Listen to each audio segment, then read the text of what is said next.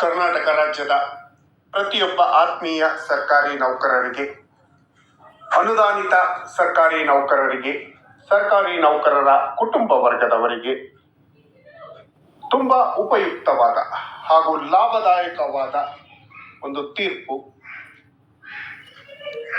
ಪ್ರತಿಯೊಬ್ಬ ನೌಕರರು ನೋಡಲೇಬೇಕಾದಂತಹ ಮಹತ್ವದ ಹಾಗೂ ವರದಾನವಾಗುವ ತೀರ್ಪನ್ನು ಕರ್ನಾಟಕ ಹೈಕೋರ್ಟ್ ನೀಡಿದೆ.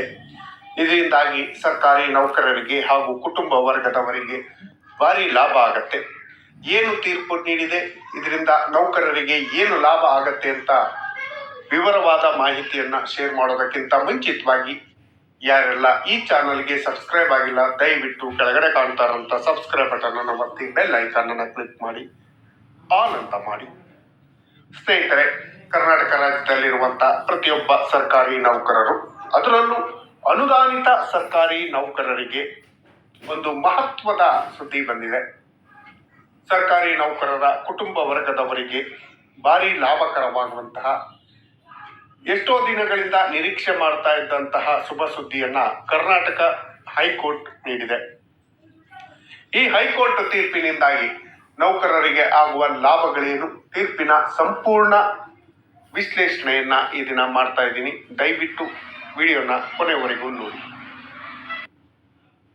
ಸರ್ಕಾರಿ ನೌಕರರೇ, ಅನುದಾನಿತ ನೌಕರರೇ, ಹುದ್ದೆ ಖಾಲಿ ಇಲ್ಲ ಎಂಬ ಕಾರಣಕ್ಕೆ ಅನುಕಂಪದ ನೌಕರಿ ನಿರಾಕರಿಸುವಂತಿಲ್ಲ ಅಂತ ಹೇಳಿ ಕರ್ನಾಟಕ ಹೈಕೋರ್ಟ್ ಒಂದು ಮಹತ್ವದ ಸ್ಪಷ್ಟ ಆದೇಶವನ್ನ ನೀಡಿದೆ.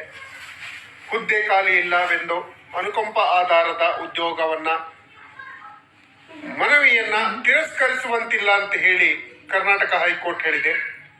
ಅನುದಾನಿತ ಶಿಕ್ಷಣ ಸಂಸ್ಥೆಯಲ್ಲಿ ಖಾಲಿ ಹುದ್ದೆ ಇಲ್ಲ ಅಂತ ಹೇಳಿ ಇತರೆ ಕಡೆ ಪರಿಗಣಿಸಿ ಎಂದು ಸರ್ಕಾರಕ್ಕೆ ನಿರ್ದೇಶನವನ್ನ ನೀಡಿದೆ. ಅರ್ಜಿದಾರರಾದ ಸಂತೋಷ್ ಯಮನಪ್ಪ ವಡ್ಕರ್ ಎಂಬುವರ ಅರ್ಜಿ ವಿಚಾರಣೆ ಮಾಡಿದಂತಹ ಹೈಕೋರ್ಟ್ ಈ ಮಹತ್ವದ ತೀರ್ಪನ್ನ ನೀಡಿದೆ. ಅರ್ಜಿ ವಿಚಾರಣೆ ನಡೆಸಿದ ಕರ್ನಾಟಕ ಹೈಕೋರ್ಟ್ನ ಗೌರವಾನ್ವಿತ ನ್ಯಾಯಾಧೀಶರಾದ ಸ್ವರಾಜ್ ಗೋವಿಂದರಾಜ್ ರವರು ಈ ಆದೇಶವನ್ನ ನೀಡಿದ್ದಾರೆ. ಅನುಕಂಪದ ಹುದ್ದೆಗಳಿಗೆ ಅರ್ಜಿ ಸಲ್ಲಿಸುವಾಗ ಮನವಿಯನ್ನ ತಿರಸ್ಕರಿಸಲು ಸಾಧ್ಯವಿಲ್ಲ ಅಂತ ಹೇಳಿ ಹೈಕೋರ್ಟ್ ತಿಳಿಸಿದೆ. ಮೃತ ನೌಕರನ ಮಗನು ಅನುಕಂಪದ ಉದ್ಯೋಗಕ್ಕಾಗಿ ಅರ್ಜಿ ಸಲ್ಲಿಸಿ ಮನವಿ ತಿರಸ್ಕರಿಸಿದ ಪದವಿ ಪೂರ್ವ ಶಿಕ್ಷಣ ಇಲಾಖೆ ಹುದ್ದೆ ಖಾಲಿ ಇಲ್ಲದಿದ್ದರೂ ಕೂಡ ಅನುದಾನಿತ ಶಿಕ್ಷಣ ಸಂಸ್ಥೆಗಳಲ್ಲಿ ಖಾಲಿ ಇರುವ ಹುದ್ದೆಗಳನ್ನು ಗುರುತಿಸಿ ನೇಮಕಾತಿ ಮಾಡಬೇಕು ಅಂತ ಹೇಳಿ ಕರ್ನಾಟಕ ಹೈಕೋರ್ಟ್ ಒಂದು ಐತಿಹಾಸಿಕ ತೀರ್ಪನ್ನ ನೀಡಿದೆ. ಹುದ್ದೆ ಖಾಲಿ ಇಲ್ಲ ಎಂಬ ಕಾರಣಕ್ಕೆ ಅನುಕಂಪದ ಆಧಾರದ ಉದ್ಯೋಗವನ್ನ ನಿರಾಕರಿಸುವಂತಿಲ್ಲ ಅಂತ ಹೇಳಿ ಕ್ಲಿಯರ್ ಕಟ್ ಆಗಿ ಆದೇಶವನ್ನ ನೀಡಿದಂತ ಹೈಕೋರ್ಟ್ ಅನುದಾನಿತ ಶಿಕ್ಷಣ ಸಂಸ್ಥೆಯೊಂದರಲ್ಲಿ ಸೇವೆ ಸಲ್ಲಿಸಿ ಮೃತನಾದ ನೌಕರನ ಮಗನಿಗೆ ಅನುಕಂಪದ ಉದ್ಯೋಗ ನಿರಾಕರಿಸಿ ಪದವಿ ಪೂರ್ವ ಶಿಕ್ಷಣ ಇಲಾಖೆ ಹೊರಡಿಸಿರುವ ಆದೇಶವನ್ನ ರದ್ದುಪಡಿಸಿದ್ದು ಅಲ್ಲದೆ ಮೃತರ ಸೇವೆ ಸಲ್ಲಿಸುತ್ತಿದ್ದ ಅನುದಾನಿತ ಶಿಕ್ಷಣ ಸಂಸ್ಥೆಯಲ್ಲಿ ಅವ್ರಿಗೆ ಬೇಕಾದಂಥ ಹುದ್ದೆ ಪೋಸ್ಟು ಖಾಲಿ ಇಲ್ಲ ಅಂತ ಹೇಳಿದರೆ ಬೇರೆ ಅನುದಾನಿತ ಸಂಸ್ಥೆಗಳಲ್ಲಿ ಖಾಲಿ ಇರುವ ಹುದ್ದೆಗಳಿಗೆ ನೇಮಕ ಮಾಡಿಕೊಳ್ಬೇಕು ಅಂತ ಹೇಳಿ ಕರ್ನಾಟಕ ಸರ್ಕಾರಕ್ಕೆ ಹೈಕೋರ್ಟ್ ಸ್ಪಷ್ಟ ನಿರ್ದೇಶನವನ್ನ ನೀಡಿದೆ.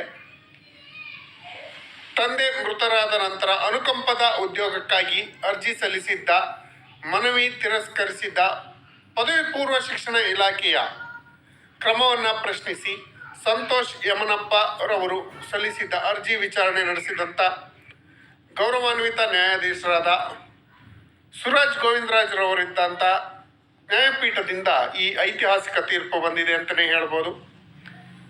ಮೃತರು ಸೇವೆ ಸಲ್ಲಿಸಿದ ಶಿಕ್ಷಣ ಸಂಸ್ಥೆಯಲ್ಲಿ ಖಾಲಿ ಹುದ್ದೆಗಳು ಲಭ್ಯವಿಲ್ಲದೆ ಇದ್ದರೆ ಕರ್ನಾಟಕ ರಾಜ್ಯ ಪದವಿ ಪೂರ್ವ ಶಿಕ್ಷಣ ಇಲಾಖೆ ಶೈಕ್ಷಣಿಕ ನೋಂದಣಿ ಆಡಳಿತ ಅನುದಾನ ಸಹಾಯ ಇತ್ಯಾದಿ ತಿದ್ದುಪಡಿ ನಿಯಮ 2010 ಪರಂತು 1A ಮತ್ತು B ಪ್ರಕಾರ ಶಿಕ್ಷಣ ಇಲಾಖೆ ನಿರ್ದೇಶಕರು ಖಾಲಿ ಹುದ್ದೆಗಳನ್ನು ಗುರುತಿಸಬೇಕು. ಒಂದು ವೇಳೆ ಖಾಲಿ ಹುದ್ದೆಗಳು ಲಭ್ಯವಾಗದೇ ಇದ್ದಲ್ಲಿ ಶಿಕ್ಷಣ ಇಲಾಖೆಯ ಅಧೀನದಲ್ಲಿರುವಂತಹ ಇತರೆ ಖಾಸಗಿ ಅನುದಾನಿತ ಶಿಕ್ಷಣ ಸಂಸ್ಥೆಗಳಲ್ಲಿ ಖಾಲಿ ಹುದ್ದೆಗಳನ್ನು ಹುಡುಕಿ ನೇಮಕವನ್ನು ಮಾಡ್ಕೊಳ್ಬೇಕು ಅಂತ ಹೇಳಿ ಈ ಆದೇಶದಲ್ಲಿ ತಿಳಿಸಿದೆ. ಪ್ರಕರಣದಲ್ಲಿ ಅರ್ಜಿದಾರರ ತಂದೆ ಕರ್ತವ್ಯ ನಿರ್ವಹಿಸುತ್ತಿದ್ದ ಸಂಸ್ಥೆಯಲ್ಲಿ ಯಾವುದೇ ಹುದ್ದೆ ಖಾಲಿ ಇಲ್ಲವೆಂಬ ಕಾರಣಕ್ಕೆ ಅರ್ಜಿದಾರರ ಮನವಿಯನ್ನು ತಿರಸ್ಕರಿಸಲಾಯಿತು. ಹಾಗೂ ಇದು 2010 ನಿಯಮಗಳ ಷರತ್ತು 1A 1B ಅಡಿಯಲ್ಲಿ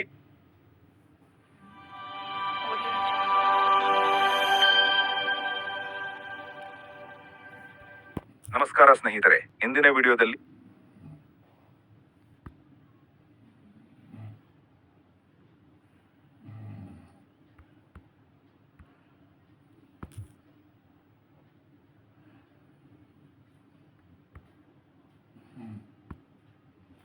ಸ್ನೇಹಿತರೆ, ಇಂದಿನ ವಿಡಿಯೋದಲ್ಲಿ ನಿಮ್ಮ ಆರೋಗ್ಯ ಹಾಗೂ ಭವಿಷ್ಯಕ್ಕೆ ತುಂಬಾ ಮುಖ್ಯವಾದ ಮಾಹಿತಿಯನ್ನು ನೀಡಲಿದ್ದೇವೆ. ವಿಶೇಷವಾಗಿ 70 ವರ್ಷ ಮೇಲ್ಪಟ್ಟ ಹಿರಿಯ ನಾಗರಿಕರಿಗೆ ಕೇಂದ್ರ ಸರ್ಕಾರದಿಂದ ಬಂದಿರುವ ಐತಿಹಾಸಿಕ ನಿರ್ಧಾರವನ್ನು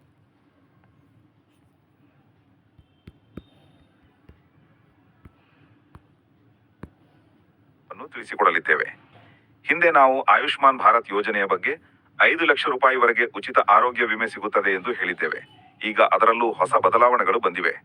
ಸರ್ಕಾರದ ಹೊಸ ತಿದ್ದುಪಡಿಯ ಪ್ರಕಾರ ಈಗ 70 ವರ್ಷ ಮೇಲ್ಪಟ್ಟ ಪ್ರತಿಯೊಬ್ಬರೂ ಆಯುಷ್ಮಾನ್ ಭಾರತ್ ವಯೋವಂದನ ಯೋಜನೆ ಅಡಿಯಲ್ಲಿ 5 ಲಕ್ಷ ರೂಪಾಯಿವರೆಗೆ ಉಚಿತ ಚಿಕಿತ್ಸೆ ಪಡೆಯಬಹುದು.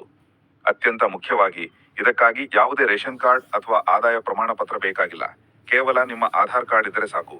ಇದರ ಮೂಲಕ ನೀವು ಸುಲಭವಾಗಿ ಕಾರ್ಡ್ ಮಾಡಿಸಿಕೊಳ್ಳಬಹುದು. ಕಾರ್ಡ್ ಪಡೆಯಲು ನಿಮ್ಮ ಬಳಿ 2 ಮುಖ್ಯ ಮಾರ್ಗಗಳಿವೆ. ಮೊಬೈಲ್ ಮೂಲಕ ಆಯುಷ್ಮಾನ್ ಭಾರತ್ ಅಪ್ಲಿಕೇಶನ್ ಡೌನ್ಲೋಡ್ ಮಾಡಿ ನೋಂದಣಿ ಮಾಡಬಹುದು, ಅಥವಾ ಹತ್ತಿರದ ಸಾಮಾನ್ಯ ಸೇವಾ ಕೇಂದ್ರ CSCಗೆ ಹೋಗಿ ನೋಂದಣಿ ಮಾಡಿಸಬಹುದು.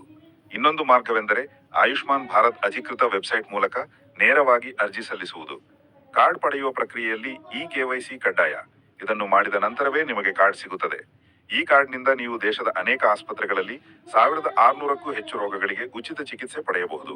ಉದಾಹರಣೆಗೆ ಹೃದಯ ಶಸ್ತ್ರಚಿಕಿತ್ಸೆ, ಮೂತ್ರಪಿಂಡ ಡಯಾಲಿಸಿಸ್, ಕ್ಯಾನ್ಸರ್ ಚಿಕಿತ್ಸೆ, ಕಣ್ಣಿನ ಆಪರೇಷನ್, ಮೆದುಳು ಶಸ್ತ್ರಚಿಕಿತ್ಸೆ, ಮೂಳೆ ಬದಲಾವಣೆ, ಡಯಾಬಿಟಿಸ್, BP, ಅಪಘಾತ ಚಿಕಿತ್ಸೆ ಮುಂತಾದವು.